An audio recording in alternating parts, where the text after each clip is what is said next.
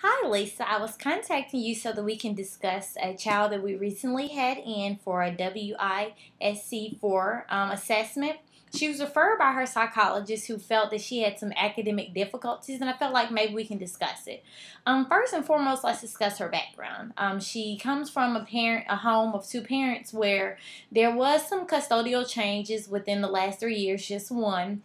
However, more recently, there's been a loss of employment by one of the major wage earners in the home. So this could have some effects on her, but let's just see what the testing gives us.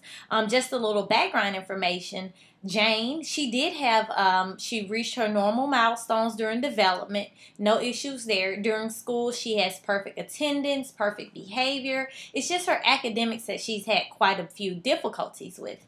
More recently, she was tested for visual, and she did find out during the testing that she needs additional testing. So we'll address that later on after we look at the results.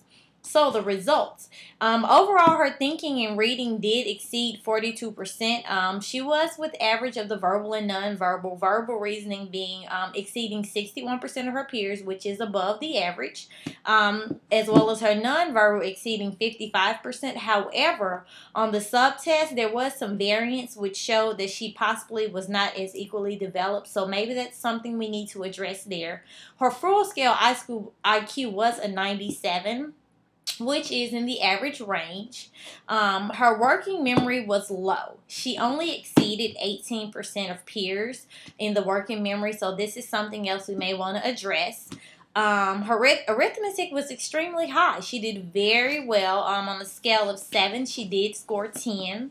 Her speed processing average was above 27% of her peers, which is average but not that high. Her nonverbal reasoning, she did get a score of 12. However, but on her block design, she did score very low, and she did get a 9. So with her lowest points being block design, being speed processing not as well, and her working memory, I think these are all things we need to address in our next solution for her.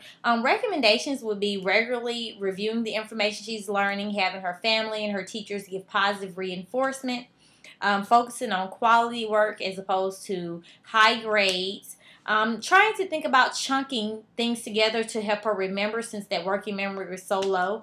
I would also like her to follow up with the vision to make sure that the vision isn't affecting her school, as well as possibly make sure that they're providing positive feedback. Thank you.